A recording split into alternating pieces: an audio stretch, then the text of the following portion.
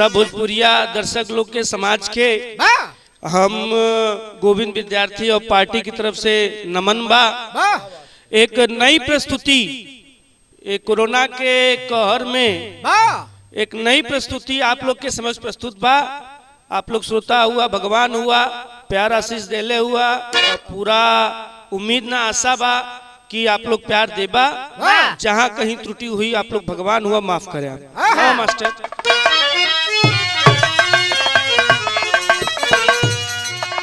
देखा मास्टर, आजकल कलयुग में बड़ा प्रेम चलत है। पहले लोग कहे कि जिंदगी 4 दिन कह प्रेम से बिताएला, लेकिन आज के डेट में जवन है सर्व प्रेम वो 4 दिन कह। कोनो लड़का में लड़की में बड़ा प्रेम रहल और बाई दवे संजोग से लड़किया के बियाह पड़ गए और तो लोग जाना दुआ पूरा भरता है। इस समय जितना भोजपुरी गायक हुआ एक ले हुआ का ले हुआ हम कहब ना कुछ, लेकिन यह देखा एक जब लड़किया के बियाह पड़ गल तो लड़कवा कहलस एक बात। का कहलस?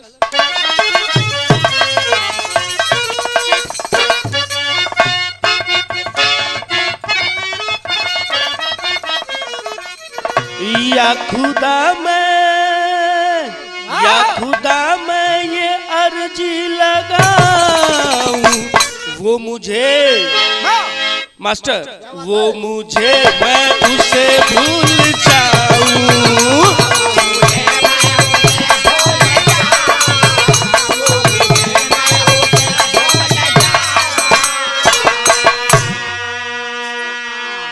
या खुदा मैं अर्जी लगाऊं, वो मुझे मैं उसे भूल जाऊं। दिल में लगी जो, अरे दिल में लगी जो आग ना बुझाना, जंग होगी देखेगा जमाना।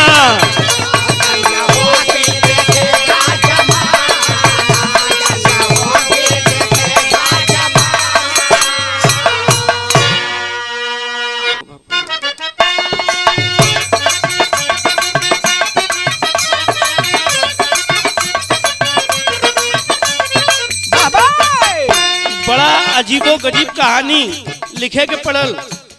देखते हुए इसमें माहौल के, समाज के स्तर के देखते हुए धर्म के नाम पे पूरी देश दुनिया राजनीति कर रही है। पूरा धर्म को नष्ट कर दिया, लेकिन फिर भी कहते हैं हम धार्मिक हैं। तो धर्म को देखते हुए, हर चीज को ध्यान में रखते हुए कहना है मास्टर, अरे यूपी के यादव कुल की अमर निशानी है। अरे यूपी के यादव कुल की अमर निशानी है, जहां मीरा भी हुई कृष्ण की दीवानी है।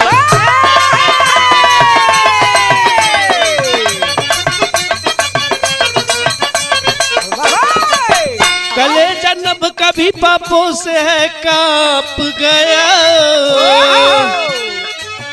कलेजा नभ कभी पापों से है कांप गया, जब सच्चाई को पवन रूह से ही भाप गया।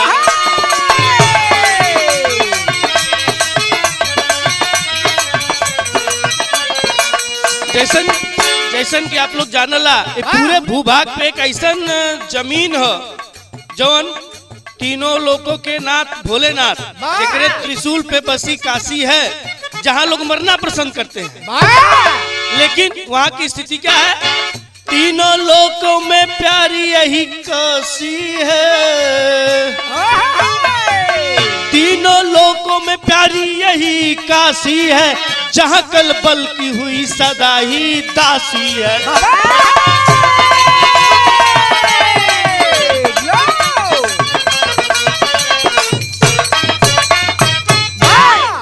काशी नगरी पवित्र मानल जाले, दुनिया में बड़ी धार्मिक नगरी है। चाहे आनर होके, कोढ़ी होके, चाहे साधु होके, चाहे संत होके, चाहे आसाराम बापू होके, चाहे नारायण साही, तो सबही आ जात हुए और सबही कसिया में रहल चाहत हुए। बड़ी कृपा है, हमारे प्राइम मिनिस्टर भी गुजरात से छोड़ करके आके काशी बनारस, उनको इतनी प्यारी नगरी लगी, भोलेनाथ से इतना स्नेह है उनका कि वो खुद ही काशी को अपना घर मानते हैं। माँ गंगा ने गोद ले लिया है, ऐसा पीएम जी कहते हैं। लेकिन काशी में ही क्या क्या चल रहा है, आज की दशा कितनी बिगड़ी हुई है। एक कहानी की तरफ ले चलता हूं मित्रों। वो कहानी कैसी है, कहाँ की, लेकिन उसके पहले जो पहले लोग कहते थे कि माता पिता से भी बड़ा गुरु होता है, लेकिन आज के डेट में, आज के इस कलयुग में क्या स्थिति है गुरुओं की, थोड़ा 2 लाइन गुरु को याद करते हैं।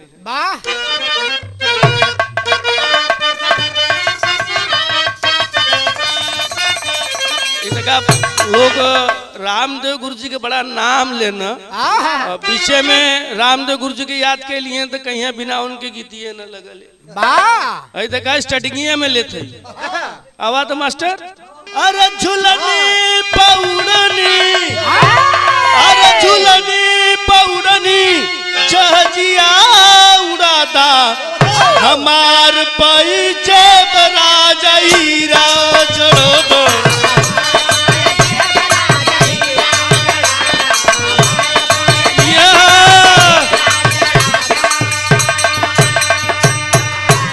गुरु क्या होता है मास्टर?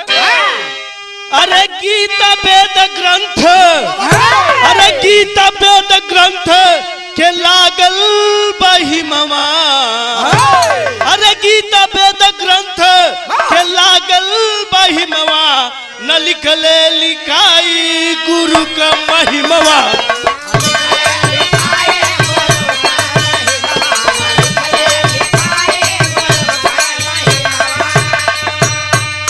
अरे गुरु ही पूजा, गुरु ही माटी,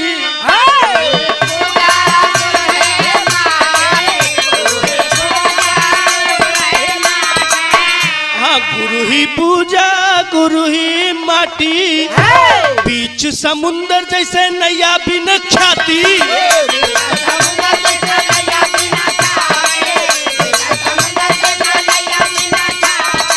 अरे पत्थर के घिस घिस, पत्थर के घिस घिस बनावे लाहिरवा, न लिखले लिखाई गुरु का महिमवा।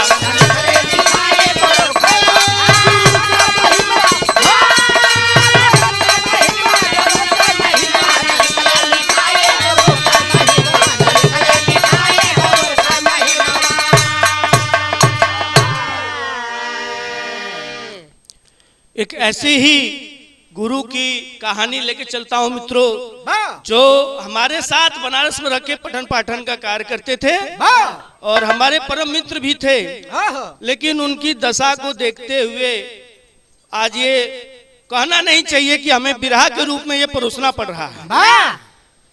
वो एक ऐसा शख्स जो किसी से मतलब नहीं रखता है, भगवान का दिया सब कुछ है, तन मन धन, सरस्वती की कृपा, सबकी कृपा है, और बड़ा चर्चा का विषय है। उस अध्यापक का बनारस में बड़ा चर्चा का विषय है, और एक दिन में कम से कम 22 घंटे पढ़ाता था, 22 बैचेस पढ़ाता था, लेकिन उसके साथ कहीं न कहीं कुछ लोगों ने छल किया। उस स्थिति क्या है जो चर्चा है मास्टर, उस समय की स्थिति क्या है अध्यापक की?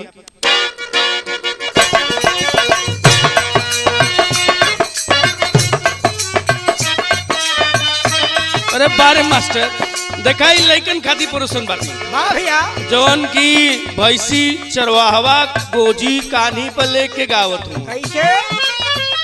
अरे कौने बदरा से कजरा चुरवलू,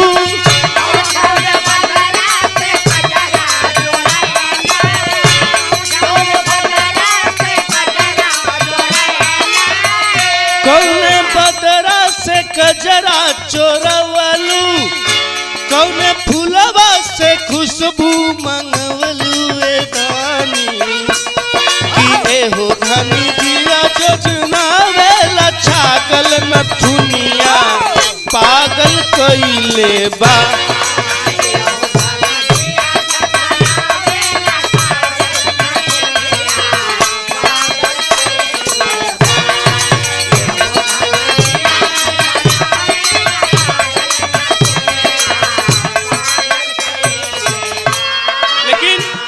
उस शख्स की स्थिति क्या है, भाव पे गौर देंगे। ज्ञान गंगा के सागर बहावे, ज्ञान गंगा के सागर बहावे, ज्ञान गंगा के सागर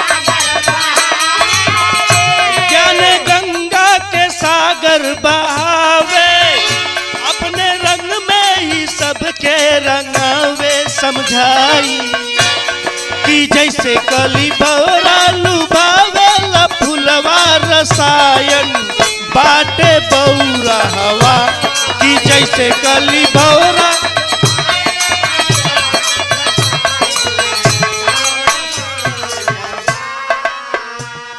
ध्यान देंगे, रसायन विज्ञान पढ़ाता था बनारस में रह करके वह मास्टर, और अपने ही रंग में सबको रंगा लेता। जिस क्लास में जाता कक्षा में बच्चे उसे बड़ा मानते, बड़ा मान जान करते, यहाँ तक कि कोचिंग के मैनेजर लोग की बात नहीं मानते, लेकिन जो अध्यापक कह देता था कि जाओ क्लास में पढ़ो, दूसरे परेशान मत करो, बातें मान जाते थे।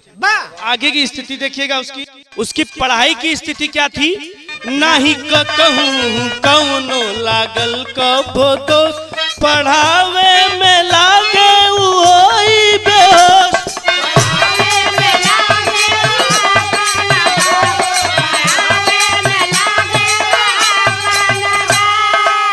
अच्छा, कुदरत का करिश्मा देखिए, बड़ा ही सीधा है मास्टर। नहीं दिल में राखेला अपने कले, संग रहेला शेष महेश दिनेश।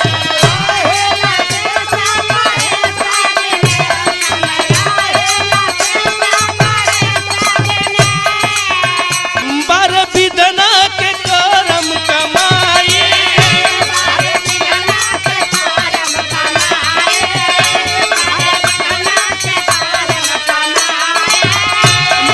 विदना के करम कमाई, कैसे बगिया बिन मलिया हरियाई भाई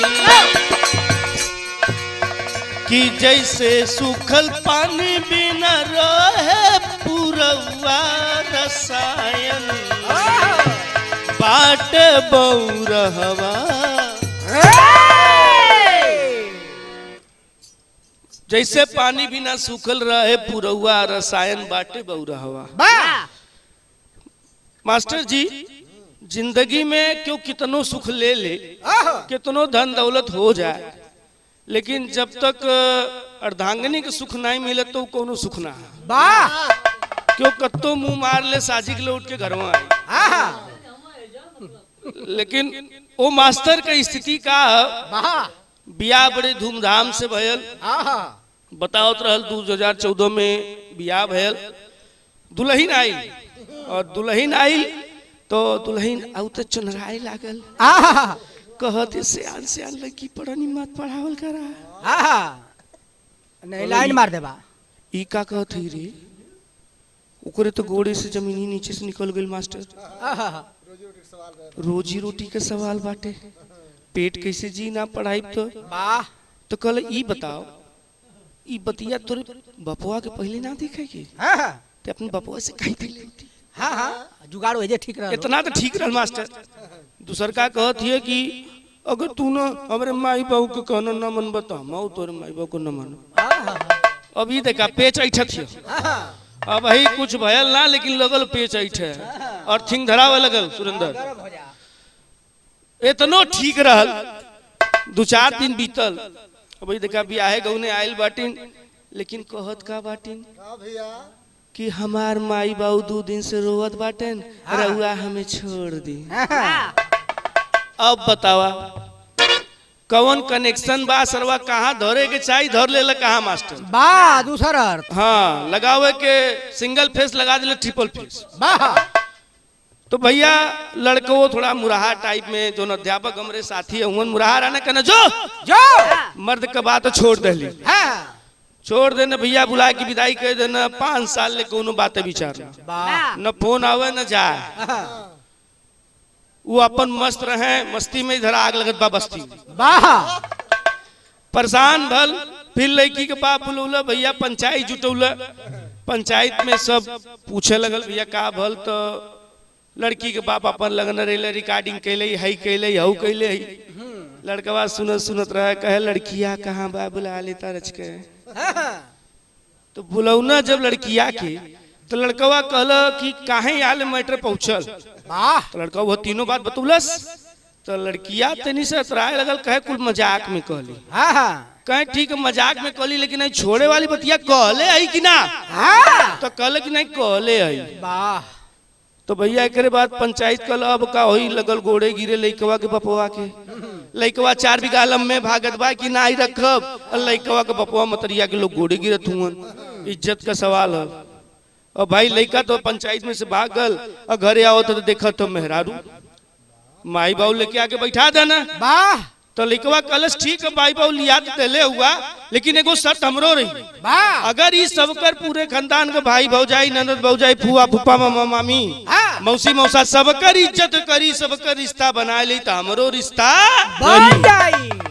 अब समाज के लोग बतावे सही कहला कि गलत, हम तो लोन पे छोड़ देते। हाँ हाँ लेकिन फिर भी लड़की के बाप भाई देखा टनमन से जहाँ वहाँ टाइम लगाला, तनी से टुन भुन हो जाला तो वन मरद में 3-4 दिन नहीं बोलना, यहाँ तो 5 साल बीत गए बाद सोच जाए।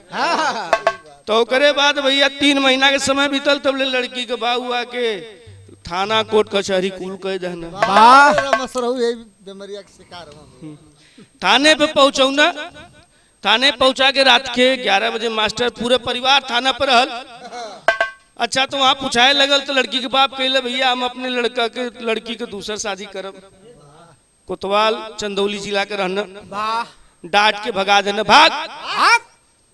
क्या कहता है नालायक बदतमीज, कुछ समझ नहीं है।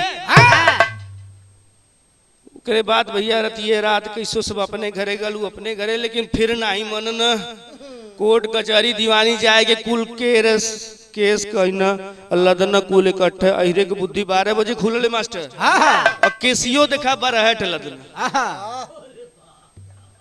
12 अहिर। अब वो लड़का करे तो का करे, जो हमरे साथी हो, अब वो बेचारा कौने गगरी में हाथ ना आई। वैसे ही कहल कि चला हे मन हम बिना मेहरुआ के जिंदगी बिताए।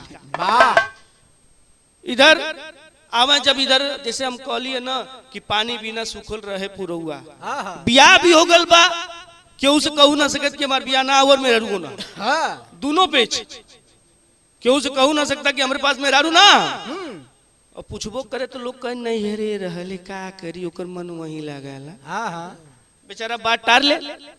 एक दिन से लड़का पूछना मास्टर की गुरुजी तार बियाह भल कि ना भल हो, तो कहना कि तुम से कहा मतलब तुम पढ़त हुआ, भाई छोट हुआ 12 में पढ़े वाला छात्र हुआ पढ़ा, लेकिन वहां तो रहना देखा 4 ठे संगी रहना, और 4 संगी मल्ले कुल कहीं ना का एक दिन चौराहे पर बनारस बुलाए करके एगो लड़की की 4 संगी में से जो ब्राह्मण रहल वो तीनों अहिरन के माध्यम से नंबर भेजवात। लड़किया ऑटो में बैठल और जब नंबर देना तो लड़किया नंबर फाड़ के फेंक दिला। भाई केहू के बहन बेटी सबकर इज्जत होले। और फिर लड़की आई पढ़े लगल तो अपने गुरुजी से बतौलस। हम पहले ही कहली कि जौन समस्या लेकिन कर रहे वो गुरुजी से बताओ, तो गुरुजी उठना तो उनके घरे फोन कर देना। तो मैटर बढ़ गल तो लड़कन के जरल लगल कि काहे बता देना कुल बात, अब इनके ना छोड़ल जाए, ना छोड़ल जाए मास्टर। तो उस समय के एक भाव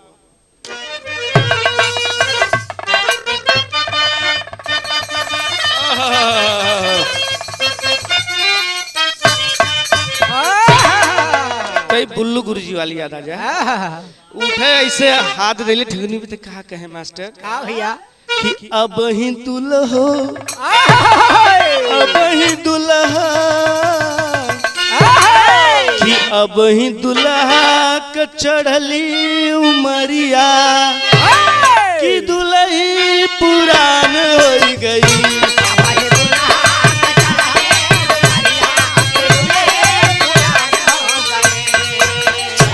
लेकिन दौलत के अरे दौलत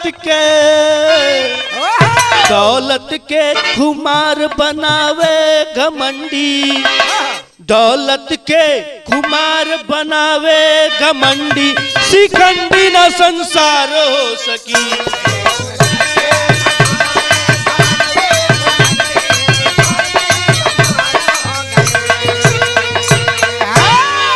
दौलत के कुमार बनावे घमंडी, अरे शिखंडी ना संसार हो सकी।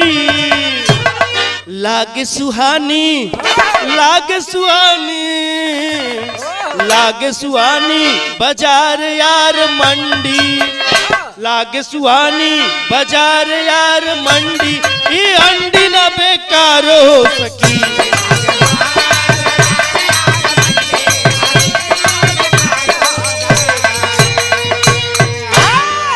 मास्टर हंडी ना बेकार हो सकी।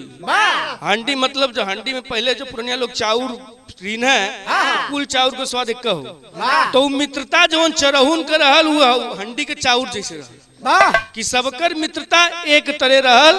अब उन्होंने के क्रोध जाग गई कि इनके मारब रेलब जरूर, डेली के डेली प्लानिंग बनावे।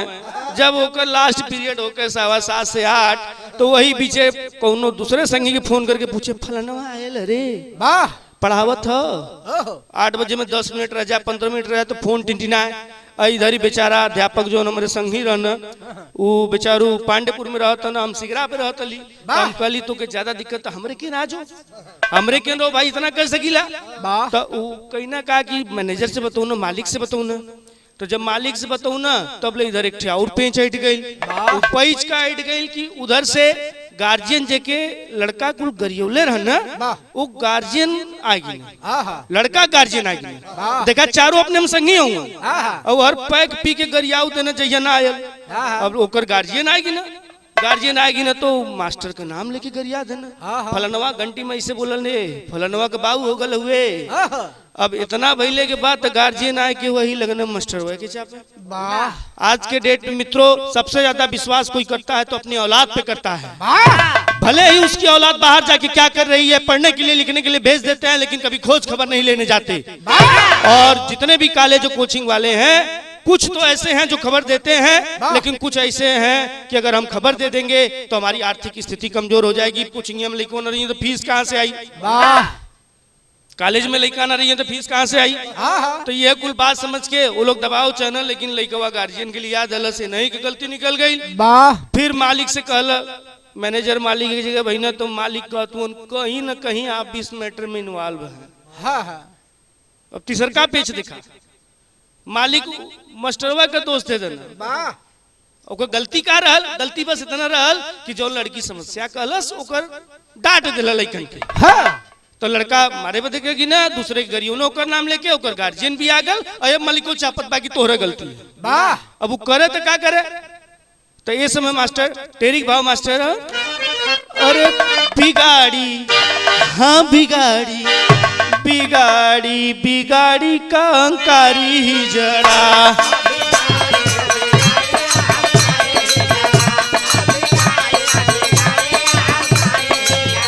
जेकर हा के समर में हो जेकर हा के समर में हो जेकर हा के समर में हो जेकर हा के समर में रथवा खुद बनवारी बिगाड़ी का अंकारी ही जड़ा।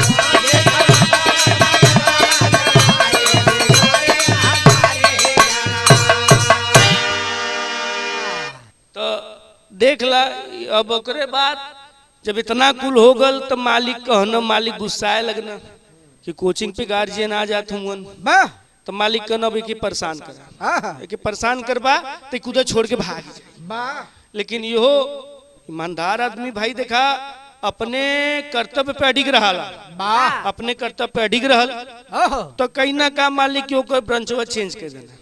ठीक है इतना तक ठीक रहल, इतना तक मास्टर ठीक रहा। लेकिन जब आगे जाता है वो 1 जनवरी 2020 को जाता है माँ विंध्यवासिनी के दरबार में और कहता है कि माता जी कौन ऐसा गलती हो गई कि कुल हमई के इतना कर्म कमाई घेरत हो, कौन हमार बिगड़ गयल कि लड़का से लेकर के मालिक से लेके मैनेजर से लेके घर द्वार में हेरारू तक सब के सब हमई से रूठत बा, कौन जन्म को कर्म कमाई बिगड़ल बा। इतना कुल कह के फिर जब इलाहाबाद की तैयारी के लिए मथुरा जाएगा मास्टर तो ओके लगल कि कहीं न कहीं ओके आगे पीछे प्रशासन हो, ओके कहे लोग ऐसे जा वैसे जा यहाँ जा वहाँ टिकट कटावा। और वास्तव में उसके पास विंध्याचल धाम में केवल 30 रुपया बचा। 30 रुपये के जब फोन करने लगा 1 तारीख को सैलरी के लिए तो सैलरी नहीं भेज रहे थे। शाम को 5:30 बजे सैलरी उसके अकाउंट में भेजी गई 2617 रुपया। जो मासिक 3000 सैलरी जाती थी वो उसकी सैलरी की 2617 रुपया भेजा गया। वाह। और भेजा गया तो उसने फिर कहा जय माँ विंध्यवासिनी, कम से कम अब पहुंच सकीला मथुरा, कृष्ण जी के दर्शन करके लौट जा। वाह। लेकिन इधर जैसे ही जाके इलाहाबाद में अपनी रात की 11 बजे की ट्रेन थी, 11:45 की ट्रेन पे बैठता है सीट पर, तब तक वहां पर भी प्रशासन के आदमी वाह। और आदमी पहुंच के उसको ब्लैकमेल करते हैं, टॉर्चर करते हैं। अंत में 5 मिनट में वो खाना का बहाना बनाकर वहां से निकल जाता है कि मुझे खाना खाना। वाह। खाना खाने के लिए बाहर आके निकलता है। जौनपुर डिपो की बस लगी हुई थी, जौनपुर के लिए बैठता है। जैसे ही जौनपुर कंडक्टर आता है काटने के लिए, एसटीएफ के जवान जो थे वो जौनपुर का टिकट कटाते हैं। तुरंत वो हमारा साथी अध्यापक आजमगढ़ के लिए टिकट कटाता है। अबाक हो जाते हैं, कितना दिमाग रखा है। और जब जाते हैं आगे तो फिर आजमगढ़ के लिए एसटीएफ के जवान सवार होते हैं। आगे के लिए एसटीएफ के जवान आ गए तो समझ गया कि अब आजमगढ़ भी जाना मुश्किल है। तो जाता है जौनपुर में, जैसे ही उतरते हैं लोग, उसके बाद फिर चौकिया धाम में जाता है रात के 2 बजे। तो वहां पर भी लोग जाते हैं और उसकी भक्ति का मजाक उड़ाते हैं। 2 बजे से लेकर के 6 बजे तक उसे परेशान करते हैं। अंततः लौट के बनारस आता है। बनारस आने के बाद परेशान करना नहीं छोड़ते हैं, लगातार 20 दिन 25 दिन परेशान करते हैं। और एक दिन 26 जनवरी के दिन गणतंत्र दिवस का त्योहार था, उसको बार बार फोन करते हैं कि आओ पार्टी मनाई जाएगी, पार्टी मनाई जाएगी। लड़का अबाक रह जाता है, जो हमारा साथी अध्यापक अबाक था कि क्या चल रहा है मेरे साथ। अचानक उसने फोन किया और जो फोन बात की रिकॉर्डिंग की मास्टर, वो रिकॉर्डिंग तुरंत डिलीट हो गई।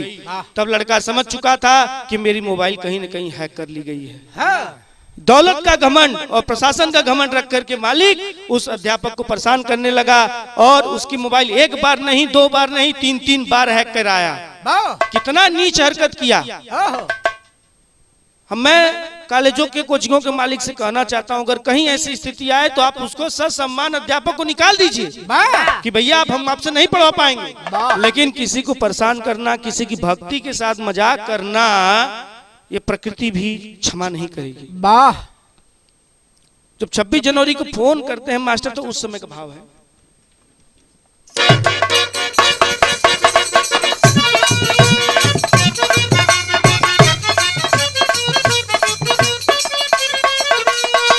अरे बड़ा धुन तरज बाटे हो मास्टर, लेकिन एक जोड़ना बा का निभिया के डरिया के डोलिया बनल बाटे, निभी का पतैया ओढ़ा।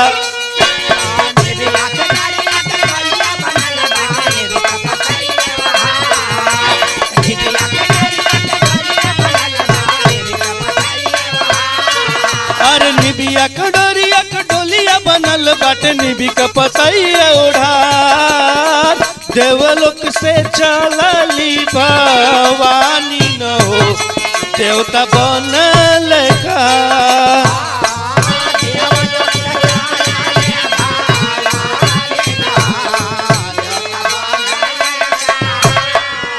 इतना ही नहीं, मालिक ने उस अध्यापक का अंग वस्त्र लेकर के उस अध्यापक का वशीकरण कराया, तंत्र मंत्र का प्रयोग करने लगे।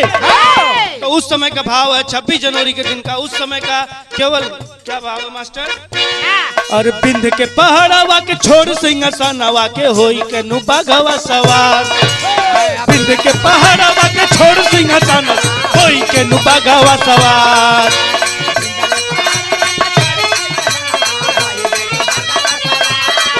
अरे बिंद के पहाड़वा के छोड़ सिंहासनवा के होई के न बाघवा सवार।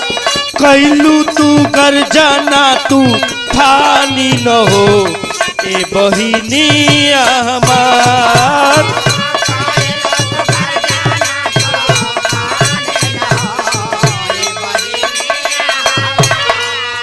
अरे दिन भर लागल रहे पपियन के कतार।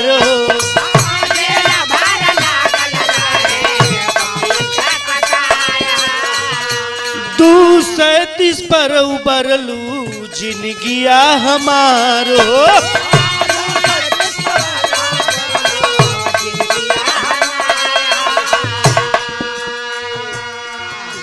26 जनवरी गणतंत्र दिवस वार रहे दिन हुए रविवार।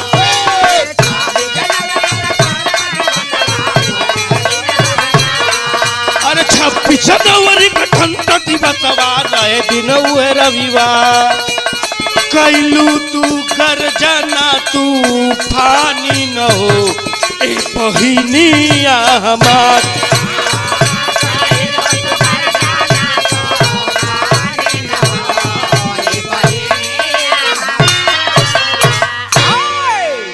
छब्बीस जनवरी के दिन 2:37 पर तमाम कॉल आते, तमाम मैसेज आते, लेकिन सबको बाद में अपने पिताजी से बात करा करके मोबाइल स्विच ऑफ करके सो गया अपनी माता जी के संग। और उसके बाद जब नहीं रह गया तो हमारे साथी अध्यापक ने हमने कहा कि आप हमारे यहाँ चले आओ। उसको हमने अपने यहाँ शिफ्ट करा लिया।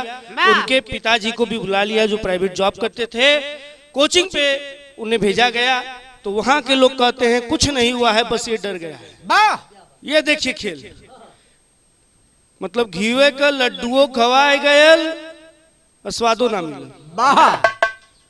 तो ऐसा लोग आज भी दुनिया में पड़ल हुए। 1 महीने उसकी मोबाइल सर्विलांस पे रख करके परेशान किया गया, हैरान किया गया, उसको इतना डरा दिया गया कि वो अब बाइक लेके निकलने में डरता था।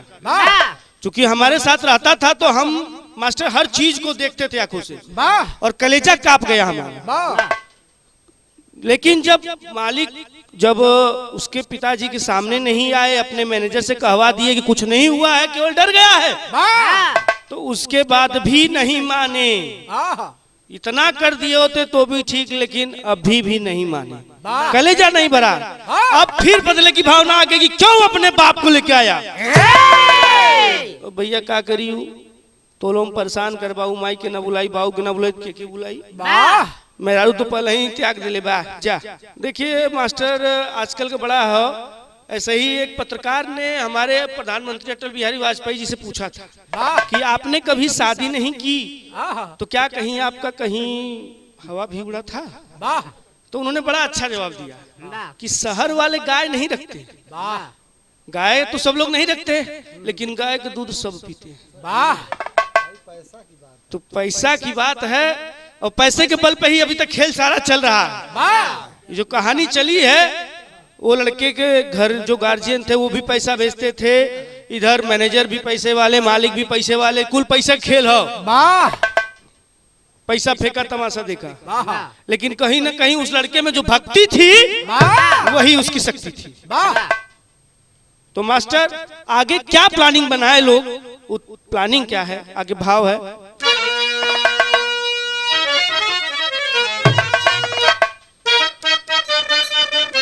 क्या बात है, देखा मास्टर,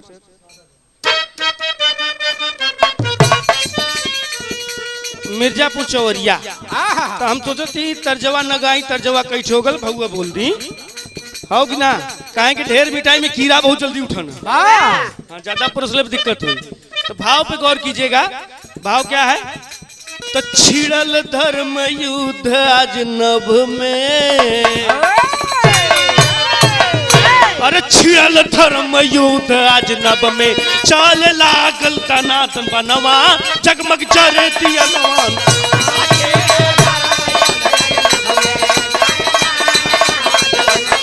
जगमग जरे दिया नवाना।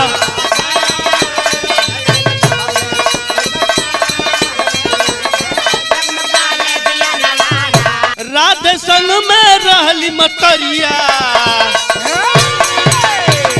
अरे राधे संग में रहली मतरिया, सोच में पड़ गया है सवरिया, याद आवे बस बिंद नगरिया, याद आवे बस बिंद नगरिया। बीच नजदार में पड़ल नेवरिया, बीच मझधार में पड़ल नेवरिया, जैसे घड़ी में बाजल तारा, 9:21 के रे बजनवा, चकमक जरे दिया नवाना, जैसे घड़ी में बाजल तारा, 9:21 के रे बजनवा, चकमक जरे दिया नवाना।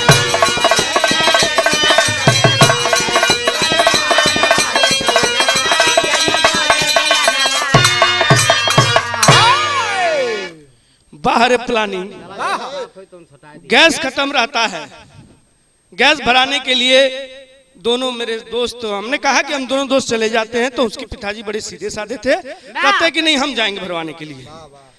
और जब निकलने लगा पिताजी को गैस भरवाने के लिए, तो हर जगह हर मोड़ पर आदमी खड़े थे, कहते थे वहां मत जाओ वहां बंद है, यहाँ मत जाओ वहां बंद है, जाके महमूदगंज भरवा लो, सिगरा पे हम रहते रही, हमके ना लेगी ना लोग। ओकर बाद फोन की न कि सब तो बंद हो, तम कली पोखरवा पे चली जाओ।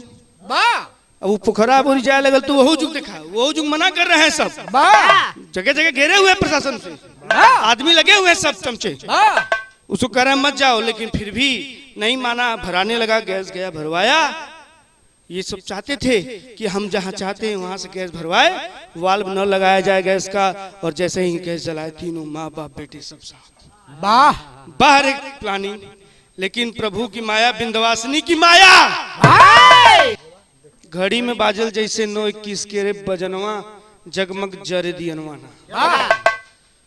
ये भक्ति की शक्ति थी उसके, कि कितनों लोग प्लानिंग करें, हर एक जगह पग पग फेल होती गई। मास्टर मैंने देखा, जूते में, उसकी जूते में कार्रवाई की गई, पैंट में कार्रवाई की गई, पैंट उसका फट गया था, न कहीं कुछ न कुछ, उसके जूते में उंगली काट दी गई थी, उसके नीचे के तलवे की उंगली, जूते में ऐसी कार्रवाई की जाती थी कि उसका कट छट जाता था। और जब भी कुछ खाता पीता था उसको बाथरूम का आभास होता था। कल बल छल हर चीज का प्रयोग किए, लेकिन बाहर जगदम्बा माँ विंध्यवासिनी की माया कुछ उखाड़ नहीं पाए। तो मास्टर अब वो वहां से लेकर के उसके माँ बाप घर को जाते हैं। जैसे घर को निकलते हैं तो इसमें भी प्लानिंग, जानते हैं कि माँ बाप बस से जाएंगे, बेटा बाइक से जाएगा, और बेटा जब बाइक से जाने लगा, माँ बाप रोडवेज बनारस से बैठ के निकल गए। बेटा जब जाने लगा तो उसको एक्सीडेंट करवा देना चाहते हैं। एक अंधा मोड़ पड़ता है रास्ते में, टैंकर भेजते हैं, लेकिन तब तक माँ जगदम्बा की माया, फोन आ जाता है, फोन आते ही रिसीव करता है, हेलो कौन बोल रहे हैं। तब तक एक टैंकर बड़े तेजी में उसके पास से गुजरता है, अबाक रह जाता है बच्चा। लेकिन माँ विंध्यवासिनी की कृपा उस पर बनी रहे, हर भक्तों पे बनी रहे। इतना ज्यादा परेशान किया, तब जाकर के उस लड़के ने कहा कि माँ जगदम्बा, जगत जननी विंध्यवासिनी, कृष्ण की रक्षा करने वाली विंध्यवासिनी, अब तक तूने मेरी रक्षा जैसे की, वैसे अब तू जिसने मेरा बाल बाका करना चाहा उसको बर्बाद कर दे। इतना कह करके चला गया। संतोष से उसने अपने जनवरी माह का वेतन भी नहीं लिया, सब कुछ छोड़ छाड़ के चला आया। माँ बाप गए, अपना जो भी था, मेरे पास कपड़ा लत्ता मेरे रूम पे रखे हुए थे, लेके गए। उसके बाद मास्टर, अब उस लड़के की जिद है। क्या जिद है मास्टर? ओह, देखा ये माई बहन का गीत, वाह, जहाँ न पहुंचे रवि वहां पहुंचे कभी, लेकिन जहाँ न पहुंचे कभी वहां पहुंचे दुल्हन के सखी। कुल जब बैठ जाइए तमाम गीत गावे लगनी, एक दिखाई माई बहन बड़े प्यार से गावनी, सिंदूरदान का गीत है। अरे माई सिखवली ना, हमाई सिखवली ना सहुरवा जनाला, अरे माई सिखवली ना सनुरवा जनाला, सेनुरवा हो दुल्हा धीरे से डाला, बार से राम डाल दा।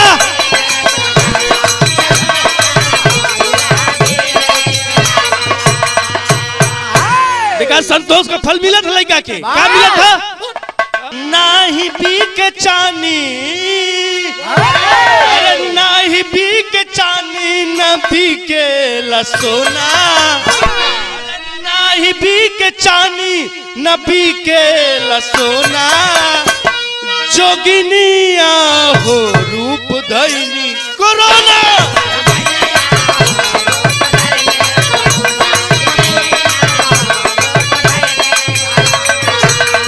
कृपा हो गई, कृपा हो गई।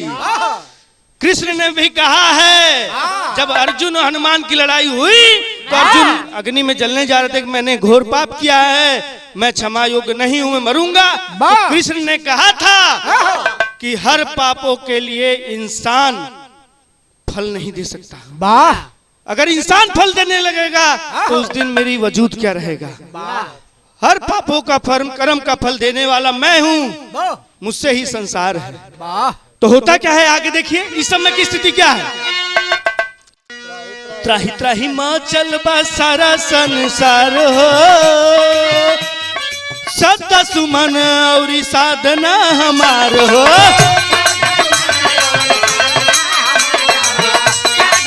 और साधना हमार हो, कबहू न टरल, अरे कबहू न टरल बाहोनी कहो ना, अरे कबहू न टरल बाहोनी कहो ना। जोगिनिया हो, अरे बहिनिया हो, यह बिंदवसिनिया हो, रूप दैनी कोरोना। तो मास्टर 3-4 बातें उसने ऐसे हमसे बताई थी जो कोरोना काल में मिलता है। पहली बात, प्रमाण के सहित अगर कोई कहे तो मैं उसे दिखाने के लिए तैयार हूँ। वो नहीं दिखाएगा, इसलिए नहीं दिखाएगा क्योंकि वो डर चुका है कि प्रशासन कहीं मरवा ना दे।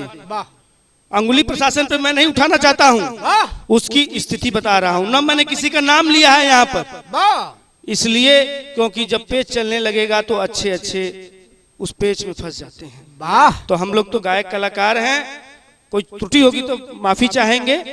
और तब वो कहता है, पहला प्रमाण बताता है कि मुझे 1-1 रुपए के लिए लोग तबाह करना चाहते थे और कोरोना काल में भी लोग 1-1 रुपए के लिए तबाह है। पहला प्रमाण। दूसरा प्रमाण बताता है कि मुझे 41 दिन तक प्रशासन ने जोड़ा था, 41 दिन तक घेरा हुआ था। आज कोरोना काल में भी पूरा विश्व संसार प्रशासन से घिरा हुआ है। दूसरा प्रमाण। तीसरा प्रमाण कहता है कि मैं 9 किलोमीटर 1 जनवरी के दिन पैदल चला था और आज पूरा संसार पैदल चल रहा है। चौथा प्रमाण देता है कि जैसे भाग के मुझे अपनी नौकरी छोड़ के, वेतन छोड़ के मुझे अपने घर आना पड़ा, वैसे ही आज की स्थिति कोरोना काल में है। सब लोग अपना जो जहां है त्राही त्राही मचा हुआ है, सब अपना वेतन हो चाहे जो छोड़ के घर आ रहे हैं मास्टर। तो इससे बड़ा प्रमाण क्या दिया जाए। आखिरी में भाव है मास्टर। अब वो लड़का जिद पे अड़ गया है, जिद पे अड़ गया है कि क्या चीज है उसकी मास्टर।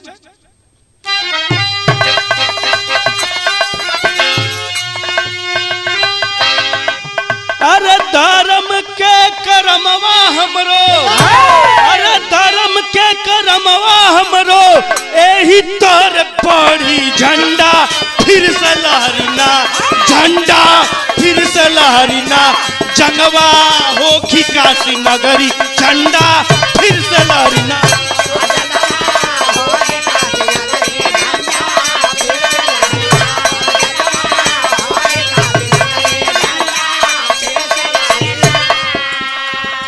अरे माई के बघवा करेला बलान हो,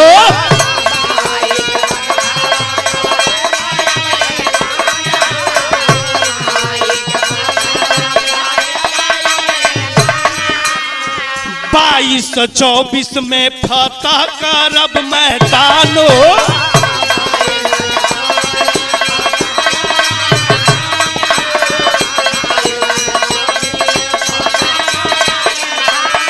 अरे कितना नून डलबा तोहर, कितना नून डलबा तोहर, दाल नाही गली, झंडा फिर से लहरीना, झंडा फिर से लहरीना।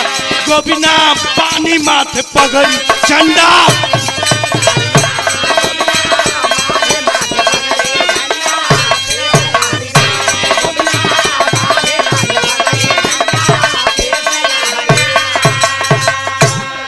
अब इंतजार कर रहा है मास्टर संतोष करके कि 22 का चुनाव और 24 का चुनाव, 22 का चुनाव उत्तर प्रदेश में और 24 का चुनाव जो है भारत में। इंतजार है कि जो धर्म के नाम पे राजनीति करते हैं, जो देश के नाम पे राजनीति करते हैं, जो धाम के नाम पे राजनीति करते हैं, उसे बख्शूंगा नहीं। लास्ट में का नाम है मास्टर, मेरी तरफ से हमारी तरफ से का नाम है उसकी भक्ति के लिए। आजकल देखा बड़ा लहर है धुन का ना।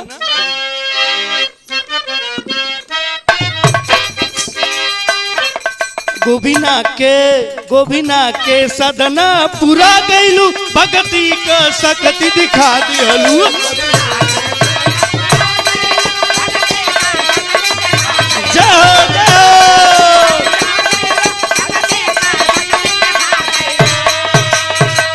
बोल साचे दरबार की।